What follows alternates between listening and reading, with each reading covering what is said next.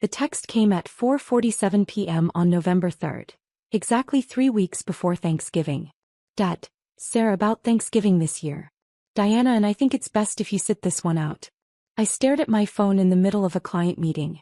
My senior associate, Marcus, noticed my expression and quietly took over the presentation.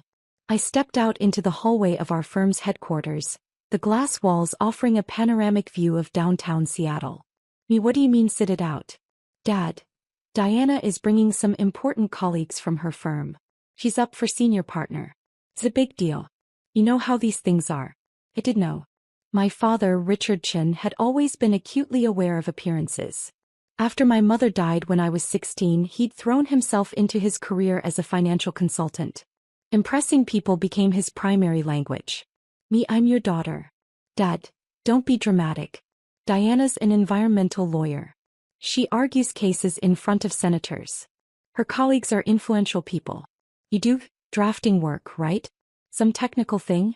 It's just not the same level, sweetheart. You understand? I didn't respond immediately. I stood there, 34 years old, looking out at the Seattle skyline where 3 buildings bore my architectural signature. The newest one, the Cascade Tower, had been featured in Architectural Digest 2 months ago. I understand perfectly. Good. We'll do something after the holidays. Just us. I promise. He'd been promising just us time for 3 years, since he started dating Diana Fitzgerald. None of those promises had materialized. I returned to the conference room where Marcus had smoothly transitioned to discussing sustainable materials integration. Our client, the CEO of Pacific Environmental Solutions, nodded enthusiastically. She didn't know that I'd designed her company's headquarters 2 years ago under our firm's name, Morris & Associates. Most people didn't know. I preferred it that way. Ms. Chen, the CEO said when I rejoined them, Marcus was just explaining your innovative approach to green building standards. I have to ask, is it true you have an AIA Gold Medal? Yes, I said simply. 2019. The American Institute of Architects Gold Medal. The highest honor in American architecture. At 31, I'd been the youngest recipient in 40 years. The award sat in my apartment, not in my office. Accolades made me uncomfortable. Marcus grinned. He was one of the few people who understood my pathological humility. She's also been nominated for the Pritzker Prize twice, but she won't tell you that. The Pritzker Prize? The CEO's eyes widened. That's like the Nobel Prize of Architecture. I didn't win, I said quickly. The nomination doesn't mean much. Marcus laughed. She designed the Seattle Climate Research Center that won the AIA Institute Honor Award. The Vancouver Sustainability Tower. The Portland Green Corridor Complex.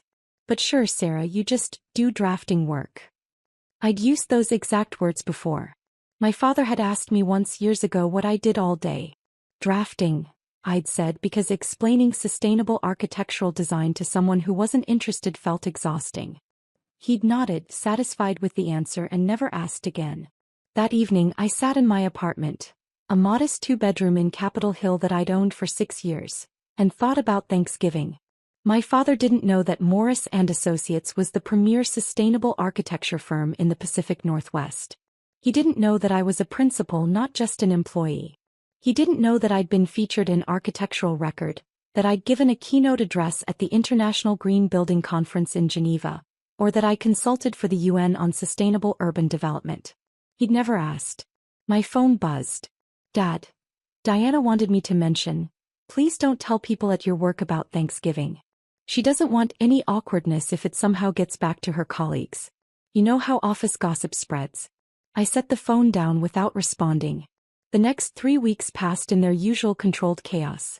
I had 4 major projects in development: a corporate headquarters in San Francisco, a mixed-use development in Portland, a university research facility in Vancouver, and the project I cared about most, a low-income housing complex in Seattle's Central District that would set new standards for affordable, sustainable living. On November 15th, I attended a construction milestone meeting for a project that would become relevant very soon: the Fitzgerald Environmental Law Partners building. I didn't make the connection immediately. Fitzgerald isn't an uncommon name. The project had been in development for 2 years, long before my father started dating Diana. Our firm had won the contract through a competitive bidding process, selected for our expertise in LEED Platinum certification and net zero energy buildings. The building was a statement piece. 7 stories of cross-laminated timber floor-to-ceiling windows optimized for natural light, a living wall facade, rooftop solar panels integrated into the design so seamlessly they looked intentional rather than practical. The budget was $47 million. Every detail had been scrutinized, approved, and executed to perfection. Marcus and I met with the construction manager, the environmental systems engineer, and representatives from Fitzgerald Environmental Law Partners.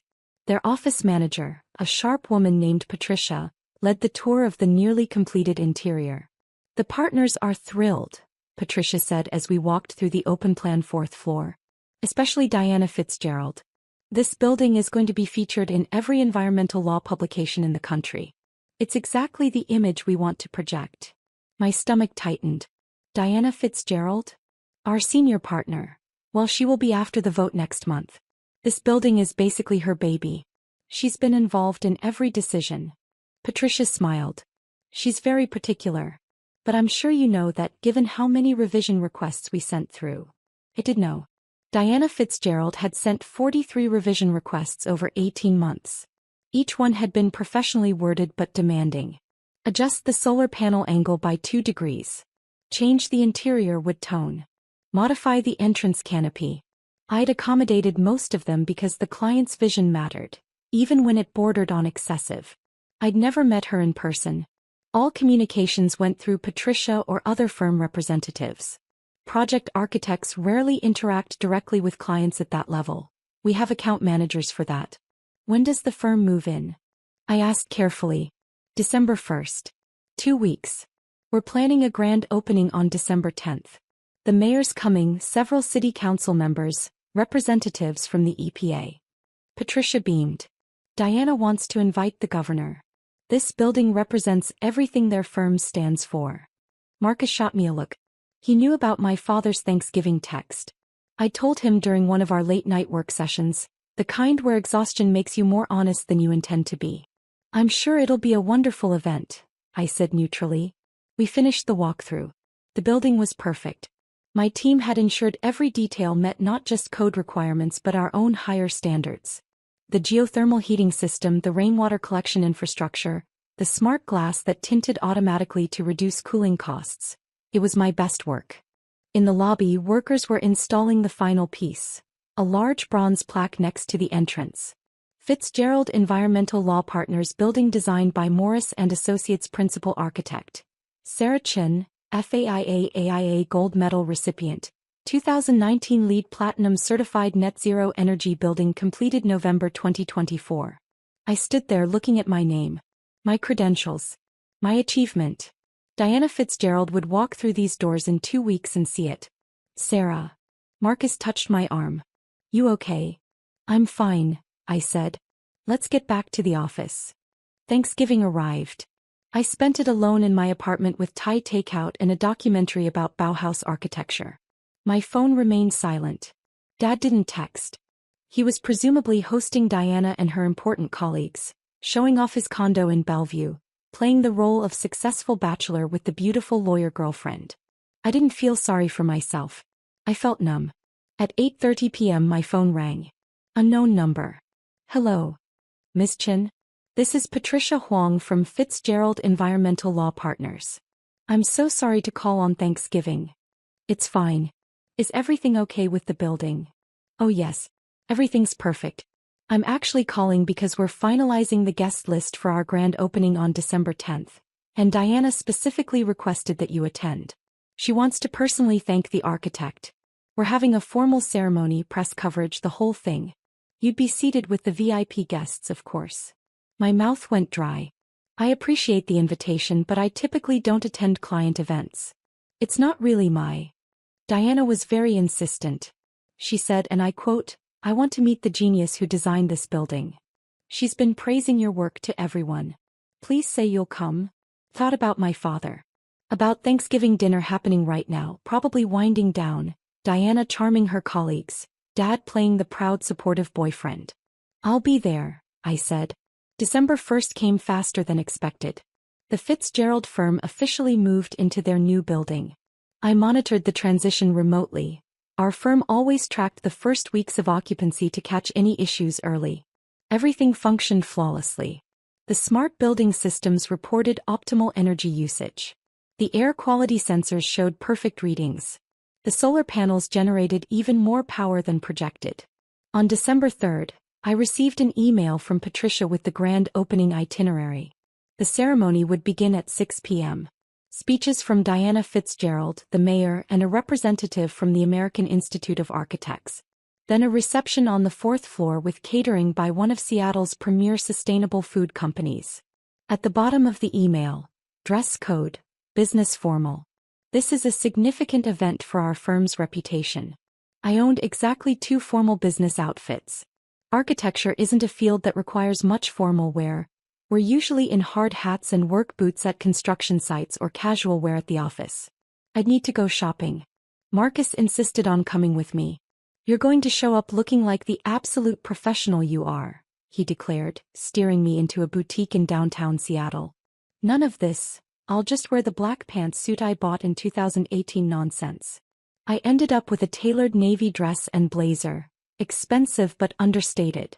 Professional. The kind of outfit that said, I belong here without screaming for attention. On December 9th, the day before the event, Dad texted. Dad, Diana's firm is having a big grand opening tomorrow for their new building. Very fancy event. Governor might be there. She's nervous but excited. I stared at the message for a full minute. Me, that's nice. Dad, she's worked so hard for this senior partnership. This building is going to seal the deal. Some kind of environmental showcase. Very impressive. Yeah, I'm sure it is. Dad, anyway, just wanted to share. Hope work is going well for you. We should really get lunch sometime soon. I didn't respond. That night I barely slept. I kept imagining different scenarios. Diana seeing my name on the plaque and not making the connection. Chin is a common name. Diana making the connection but not caring. Diana making the connection and feeling embarrassed. That last option seemed most likely and most satisfying, and I felt guilty for feeling satisfied. I didn't want to be vindictive. I just wanted to be seen. December 10th arrived cold and clear. Seattle winter at its most beautiful. Sharp air, blue sky. The city lights already twinkling even though it was only 4 p.m. I dressed carefully. The navy outfit looked good. Professional. I wore minimal jewelry. Just the simple gold watch my mother had given me for my 16th birthday, 2 months before she died. I pulled my hair back into a low bun. Light makeup. I looked like exactly what I was. A successful architect attending a professional event. Marcus met me at my apartment. He'd insisted on coming as my +1, even though the invitation was for me alone. Moral support, he'd said. And I want to see the look on this woman's face. We arrived at 5:45 p.m. The building looked stunning in the evening light, the facade illuminated by carefully designed external lighting that highlighted the timber construction and living wall. A red carpet led to the entrance where 2 young associates from the Fitzgerald firm checked names against a guest list. Sarah Chin, I said. The associate's eyes widened. Miss Chin? Yes, of course. You're seated at the head table. Please come in. Diana has been asking about you all day. The lobby was transformed. The harsh construction lighting had been replaced with warm ambient light. The polished concrete floors gleamed. White-clothed cocktail tables dotted the space, already filling with guests in formal attire. I recognized the mayor talking with a city council member. Several faces from the Seattle architecture community. Press photographers moving through the crowd. And there, near the center of the lobby, stood my father and Diana Fitzgerald. Diana was tall, mid-40s, with perfectly highlighted blonde hair and the kind of polished appearance that came from years of courtroom presentations. She wore a deep green dress that probably cost more than my entire outfit. She laughed at something the mayor said, touching his arm lightly, the perfect political gesture. My father stood beside her, beaming. He wore a suit I'd never seen before. Expensive, perfectly tailored. He looked proud. Happy. He hadn't seen me yet. Marcus touched my elbow. You want to get a drink first? Yeah. We moved to the bar set up along the side wall. I ordered a gin and tonic, though I had no intention of drinking much. I needed to stay sharp. Sarah Chin. I turned. A woman in her 50s approached, smiling warmly. I recognized her immediately. Judith Morrison, president of the AIA Seattle chapter. Judith. It's good to see you. I should have known you designed this building. It has your fingerprints all over it. The integration of function and beauty, the absolute commitment to sustainability without sacrificing aesthetics. She gestured around the lobby. This is going to win awards. You know that, right? The team did excellent work. The team you led. Judith smiled knowingly. I'm presenting you with the AIA Seattle Medal of Honor in February. Consider this your advance notice. Please don't try to decline. Before I could respond, Patricia appeared at my elbow. Miss Chin. Diana is ready to meet you. Would you mind coming over? We're starting the formal program in 10 minutes. My heart rate picked up. Marcus gave me an encouraging nod. I followed Patricia through the crowd. As we approached, I saw my father notice Patricia first, then shift his attention to me. His expression went from polite interest to confusion to shock in about 3 seconds. Sarah, he said. What are you doing here? Diana turned, her professional smile in place. Richard, you know Miss Chin? This is my daughter, Dad said, still looking confused. Sarah, what? Your daughter. Diana's smile faltered slightly. I don't understand. Miss Chin is the architect who designed our building. The silence that followed lasted maybe 3 seconds but felt like an hour. Diana looked at me. Really looked at me. Then at the bronze plaque on the wall 10 feet away. Then back at me. You're Sarah Chin, she said slowly. The Sarah Chin. Principal architect at Morris & Associates. AIA Gold Medal recipient. Yes, I said simply. My father's face had gone pale. You designed this building? I led the design team, yes. Diana's expression cycled through several emotions rapidly. Confusion, realization, embarrassment, horror. But Richard said you worked in drafting. He said it was technical work. Administrative. I do drafting, I said. That's part of architecture. Among other things. The mayor chose that moment to join our group. Diana, wonderful event. And you must be Sarah Chin.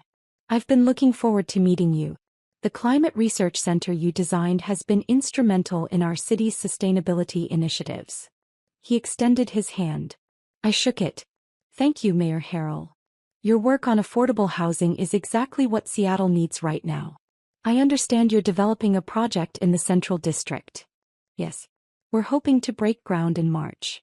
Excellent, excellent. Diana, you picked the best architect in the city. He clapped Diana on the shoulder and moved on to greet other guests. Diana stood very still. Her carefully maintained composure was cracking at the edges. My father looked like he wanted the floor to swallow him whole. I think, Diana said carefully, Richard and I need to have a conversation. Excuse me. She walked away quickly, heading toward the back hallway that led to the firm's private offices. My father followed, his shoulders hunched in a way I'd never seen before. Marcus appeared at my side. Holy shit, he whispered. That was better than I imagined. Patricia returned, oblivious to the tension. We're ready to start. Miss Chin, you're at the head table right up front.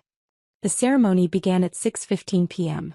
I sat at a table near the podium with Judith Morrison, 2 city council members, the AIA representative and the construction company CEO. My father and Diana were nowhere to be seen. Patricia gave opening remarks, thanking everyone for coming. Then Diana was supposed to speak, but Patricia had to improvise. Diana has been temporarily detained with an urgent matter. While we wait, I'd like to invite our architect, Sarah Chin, to say a few words about the building. This wasn't planned. I hadn't prepared anything. But I stood and walked to the podium anyway. 200 faces looked at me expectantly. Press cameras focused in my direction. Thank you all for coming tonight, I began. My voice came out steady. This building represents 2 years of collaboration between Morris & Associates, Fitzgerald Environmental Law Partners, the construction team at Patterson Construction, and dozens of engineers, consultants, and craftspeople. Our goal was to create a space that embodied environmental law in its very structure. A building that doesn't just house environmental advocates but demonstrates environmental stewardship in every material choice, every system, every design decision. I talked about the cross-laminated timber that sequestered carbon rather than releasing it. The geothermal system that eliminated fossil fuel heating.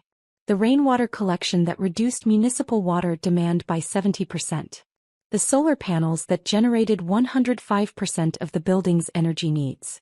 I didn't talk about the 43 revision requests. I didn't mention that I'd never met Diana before tonight. I kept it professional, focused on the work. When I finished, the applause was genuine and warm. I returned to my seat.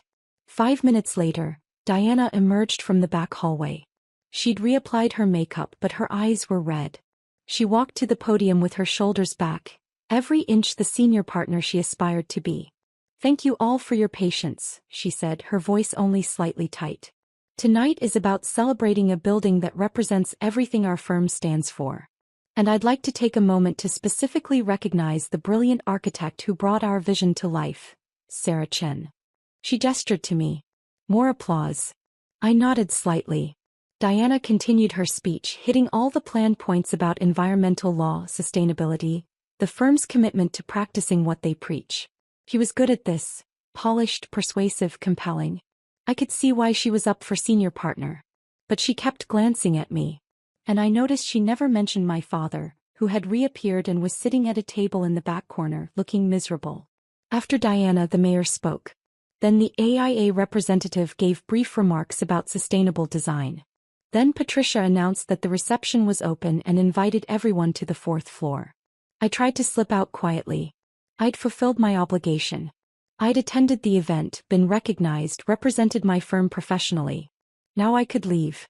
"Sarah, wait." Diana's voice. I turned. She stood alone, her colleagues already heading upstairs to the reception. Up close, I could see the strain on her face. "Can we talk?" she asked. "Privately." I hesitated, then nodded. She led me to a small conference room off the main lobby.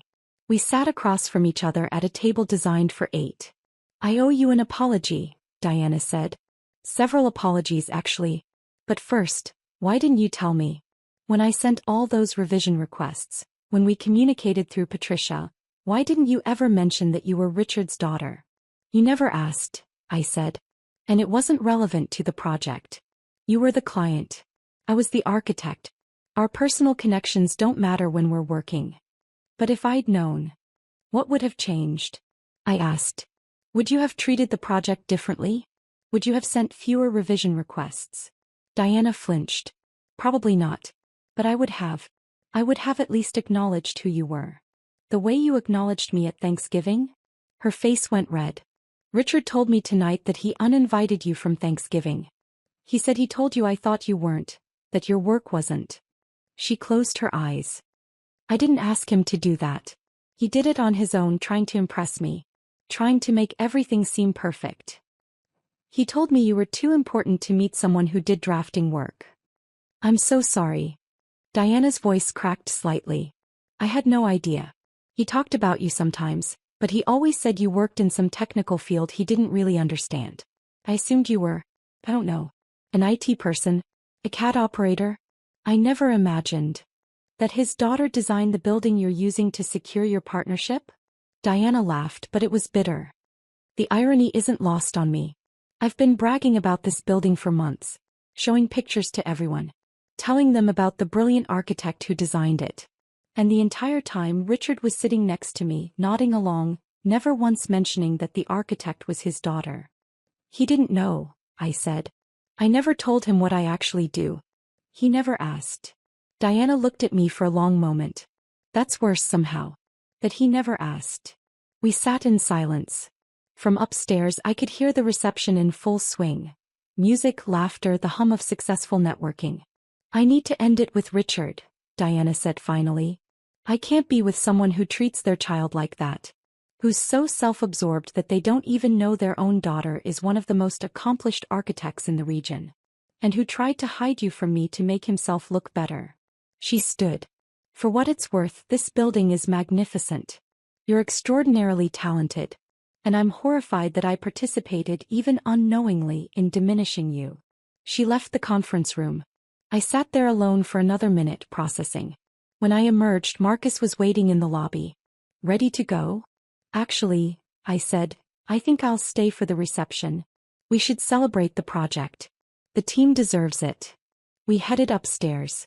The fourth floor was packed with people admiring the open workspace design, the natural light, the living wall visible through the windows.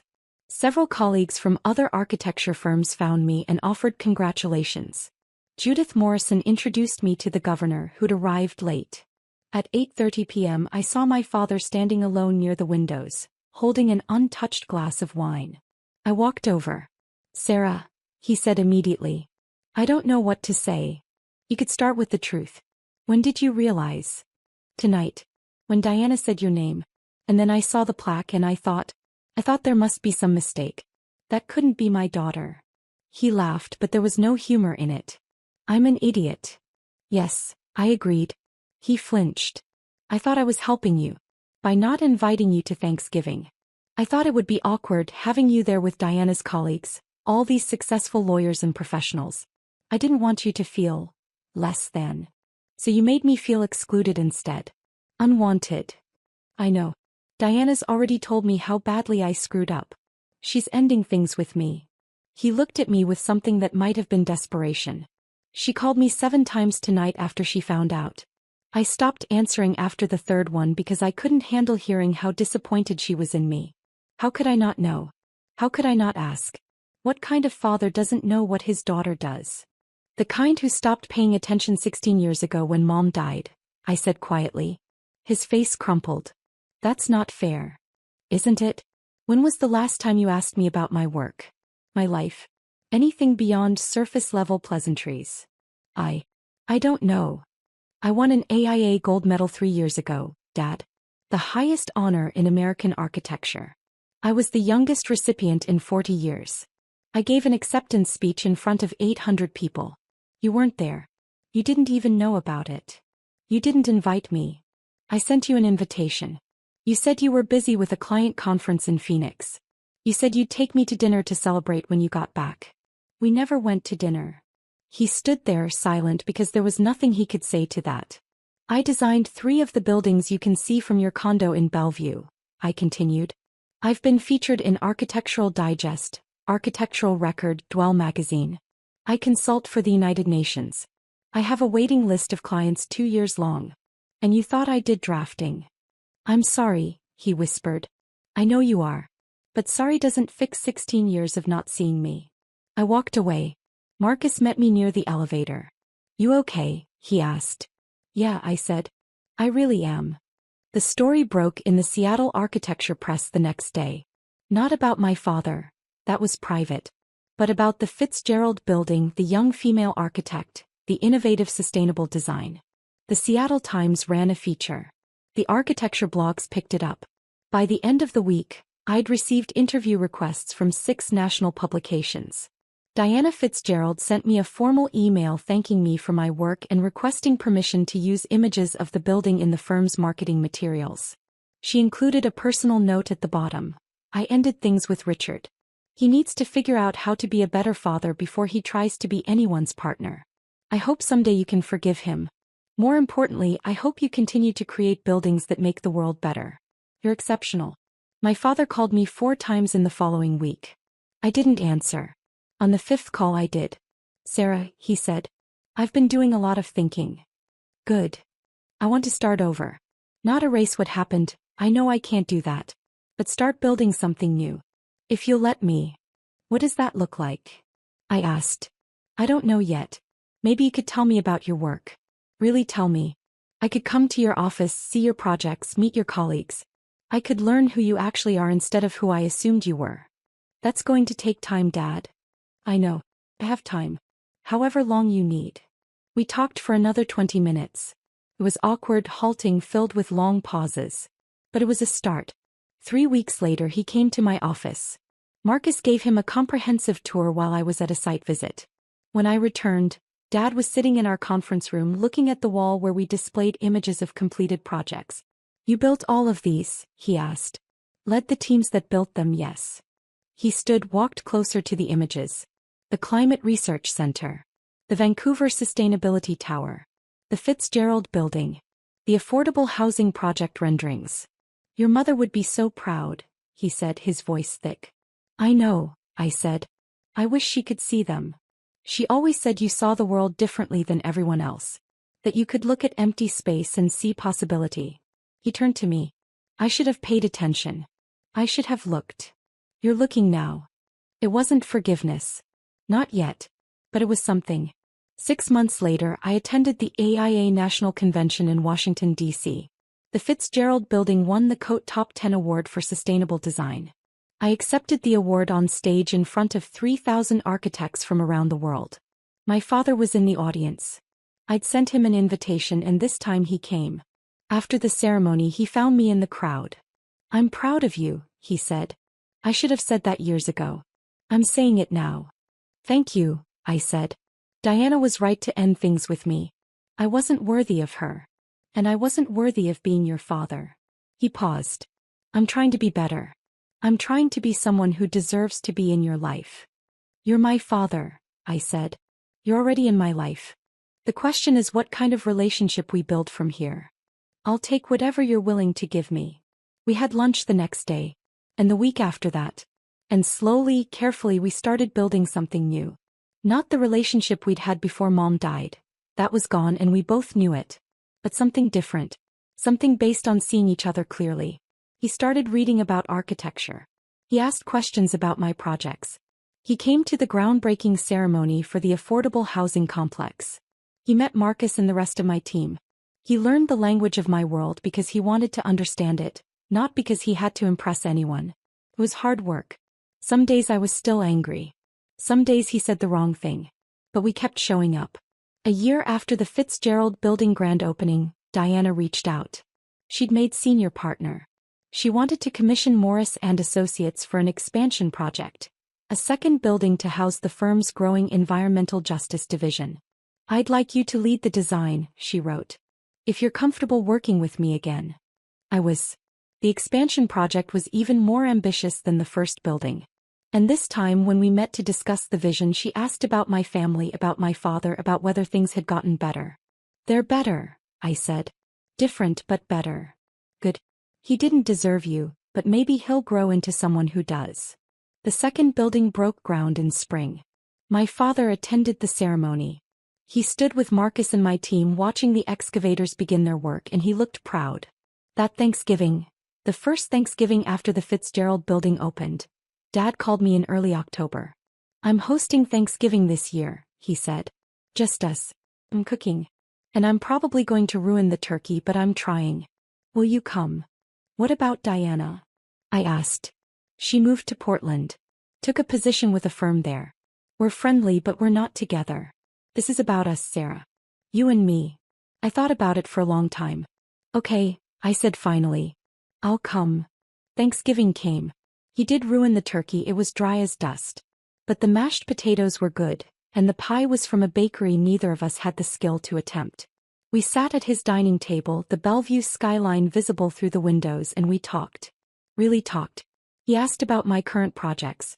I told him about the affordable housing complex, about the challenges of designing sustainable buildings on a limited budget, about the community meetings where residents shared what they needed in their homes.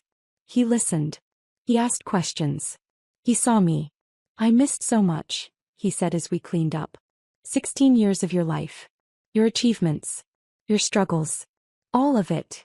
You can't get it back, I said. But you can be here now. I'm here, he said. I'm not going anywhere.